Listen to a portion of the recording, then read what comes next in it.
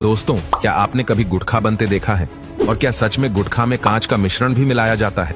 और किस जगह बनती है आपको पता है? तो दोस्तों, इसको बनाने के लिए सबसे पहले इस्तेमाल किया जाता है सुपारी का। और सुपारी हमें मिलती है इस पौधे से, जो कि आप अभी देख रहे हैं। जी हाँ, यहाँ पर सुपारी की खेती की जाती है।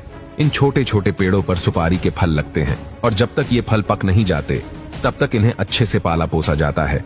जब ये सुपारी का पौधा अच्छे से बड़ा हो जाता है, इसके फल को पौधे से अलग कर लिया जाता है। इसको भी अलग करने का प्रोसेस ठीक वैसा ही होता है। इसको आप पीट कर पेड़ से अलग किया जाता है।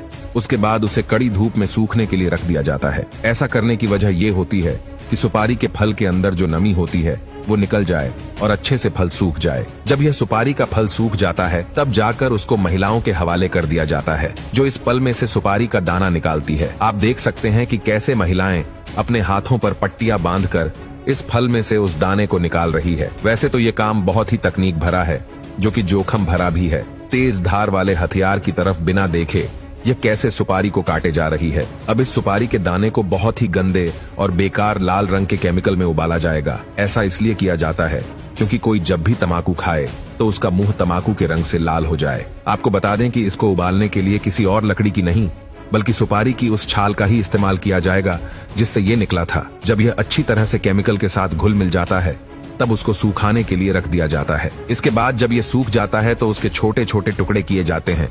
अब ये सुपारी तो तैयार हो गई है, मगर अब बारी है उसमें मिलाए जाने वाले तंबाकू की। तंबाकू को शुरू में बाहरी फ्रेम में उगाया जाता है, जिसे सीडबेड कहा जाता है। गर्म इलाकों में यह फ्रेम गीली घास या एक कपास की चादर से ढके होते हैं। 8 से 10 सप्ताह के बाद जब तंबाकू के पेड़ लगभग 10 इंच के हो जाते हैं तो इन्हें खेतों में शिफ्ट कर दिया जाता है। जैसे जैसे पौधे बढ़ते हैं उनके ऊपर का भाग काट दिया जाता है ताकि पत्तियां अच्छे से बड़ी हो जाए। इस प्रक्रिया को टोपिंग कहा जाता है।